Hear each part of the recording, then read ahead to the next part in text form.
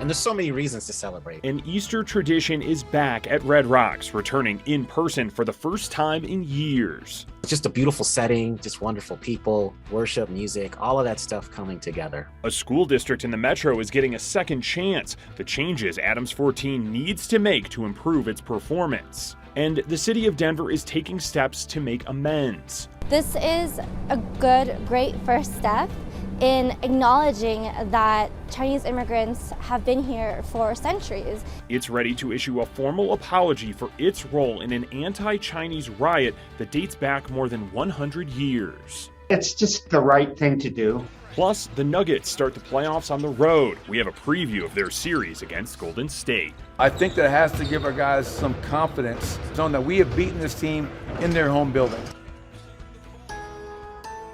But first at 11, we start with a busy holiday weekend across the metro. You're looking live at downtown Denver. Pretty great start to the weekend. And here's what it looks like out there from Lookout Mountain. Now, a lot of us are making plans for the weekend between Easter and Passover services and celebrations, some ski resorts closing for the season, and a busy sports weekend with the Rockies, Avs, and Nuggets all in action. And we know a lot of those activities depend on the weather. So meteorologist Stacey Donaldson joins us now with a first look at our forecast. Stacey? It looks pretty good here as we're going into our holiday weekend. We still have a red flag warning for high fire danger in effect for the Front Range all the way down into southeastern Colorado, and that will be in effect for the rest of the day. So, of course, we're going to stick with the winds today as well. That's still going to be an ongoing situation going into the holiday weekend. Our winds right now between 15 and 30 miles an hour here, not only for the Front Range, but up into the mountains as well. So a little bit breezy at this time. This winds will pick up into the afternoon, but our highs today a little bit warmer still. Highs in the mid 60s here. We'll have 30s and 40s off to our west into the high country, and our hourly planner as we go through the rest of the day. Temperatures in the 60s with lots of sunshine. Still a little wind across the area with those mostly sunny skies and mild conditions. Now, if you're out tonight, maybe for the Rockies game or you're just out and about, temperatures will be in the 60s still by 7 o'clock, into the low 50s by 10 o'clock. And coming up, I'll have your complete Easter weekend forecast. All right, Stacey, thank you. The 3 Aurora police officers and 2 paramedics facing charges in Elijah McClain's death will be in court this afternoon. Now, they were charged in a 32-count indictment back in September after an investigation by the Colorado Attorney General's office. A judge was asked to review the indictment to see if there is enough evidence to support those charges. McClain died in August of 2019 after being detained by Aurora police and given a dose of ketamine.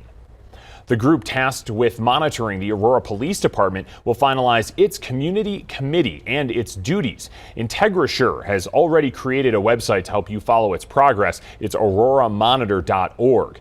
The group is holding its first town hall on Tuesday to talk about the path forward. That's at 7:30 p.m. at the Aurora Municipal Center. You can also sign up to watch virtually. And we've been following the troubles in the Aurora Police Department for quite a while now, including the most recent firing of now former police chief Vanessa Wilson. You can find our previous reporting on our website. That's thedenverchannel.com.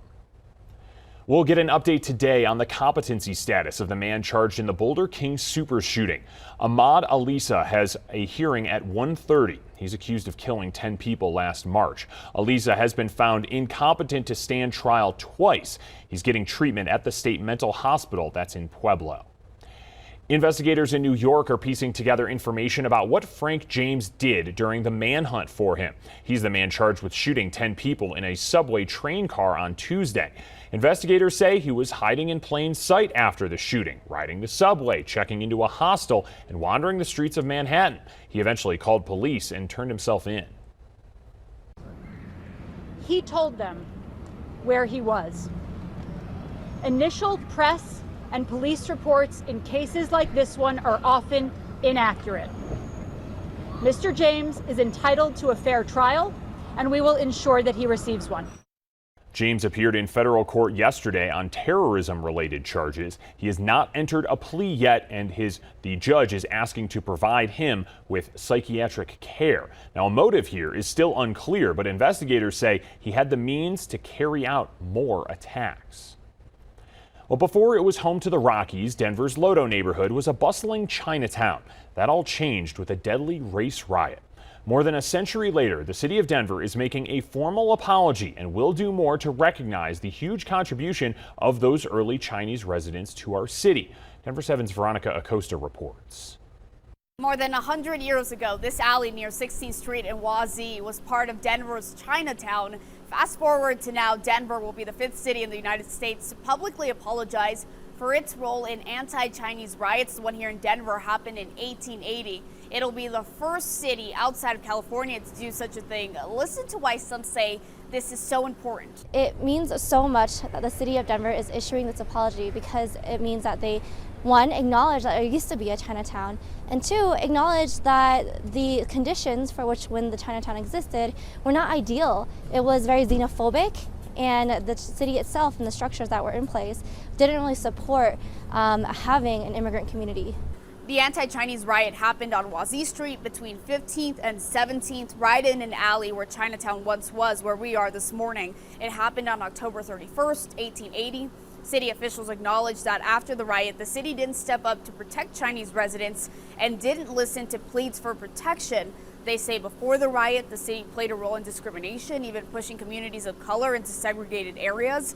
But now they say they want to make things right, and that all starts by publicly apologizing. When we see the parties willing to face those things and work on them, I think it really is a significant step that is necessary towards healing, genuine healing, and ongoing relationship building in the years to come. City officials say they want to bring more awareness to the Chinatown that was once here in this alley in Denver. They say part of that work will be by putting up historic markers, 3 of them throughout the Lodo area. In Denver, I'm Veronica Acosta, Denver 7. 6 schools using Native American mascots are going before the Colorado Commission of Indian Affairs today. The schools have names like Indians or Braves or Savages. Schools have until June 1st to make a change or face a monthly $25,000 fine. The commission is also considering whether to add Thunderbirds to that list of mascots that must be changed. Well, the Adams 14 school district has less than a month to come up with a management plan. The State Board of Education made the decision yesterday to give the district another chance to make improvements. The district has been facing poor performance for years now. So here's what's in the plan. It must be created with the help of an outside firm. The district will also have to give quarterly reports to the state board about that plan and its partnership with the outside firm. If the board doesn't accept that plan, it could mean an outside management firm would take over the district. And there's some relief here for parents. The district is not closing Adams City High School. Parents we spoke to say they're happy about that decision and that the district is getting a second chance. I'm thinking as a parent, where's my son going to go? I have a junior and a sophomore. My whole dream is planning their graduation.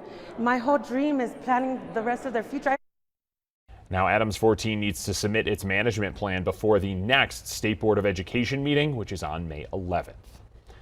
We're just one day away from the Nuggets starting their quest for an NBA championship. Game 1 against the Warriors is tomorrow night, and both teams have players recovering from injuries. Denver 7 Sports Director Lionel Bienvenu looks at who's in and who's out come Game 1. Hello there, and welcome to Denver 7 Sports. And playoff season is here. The Nuggets are in San Francisco for Game 1 against the Golden State Warriors. It's a battle of MVPs, Nikola Jokic and former MVP Steph Curry. Looks like they will both be on the court for Game 1. Now, Curry's missed almost a month with a foot injury, but he was able to play in a team scrimmage on Thursday. And if he feels okay on Friday, you can look for number 30 on the floor Saturday at Chase Center. Everything's just been, positive in terms of getting back out there and understanding I'll be ready to play whenever that time is. I'm hoping it's Saturday and trying to be my best version that I can be. Having missed a little bit of time now. Obviously, I've been through this before, so I have high confidence that I can, go out there and help our team win. For the Nuggets, Jamal Murray hasn't played in more than a year. He tore his ACL last April, ironically against the Warriors. Now he's been practicing and looking good, and the team is now taking a stance. It's up to him, not them, if and when he comes back. It sounds like Murray is ready physically, but it also sounds like it's not happening in Game 1. I think Jamal's biggest internal fight right now is, I want to help my teammates. I want to try to beat Golden State and help these guys, but I also am I ready for that? And that's what he wrestles with every single night, I'm sure. So we have not slammed that door shut. And until Jamal says it's not going to happen, coach, let's wait for next year, we'll make that decision. But that hasn't happened yet, so we continue to take it one day at a time. Game 1, Nuggets and Warriors, Saturday night at 6:30, right here on Denver 7. We have a Nuggets preview newscast starting at 5 and a post-game show as well with Nick Rothschild live at Chase Center. And we'll have more Nuggets coverage throughout the day, including reports from our Nick Rothschild in San Francisco. That starts tonight here on Denver 7 News at 5 o'clock. And here's a look at what the Nuggets will be wearing for their series with Golden State. They're going to be going with the white jerseys tomorrow, then the lighter blue Mile High City jerseys for games 2 and 3. Then we go dark blue, those Denver jerseys, for game 4. Game 4 is also here on Denver 7. Well, Red Rocks is ready to host hundreds, thousands of people this weekend. Still ahead, the Easter tradition returning for the first time since the pandemic. Plus, get those final runs in. Some ski resorts are set to close for the season.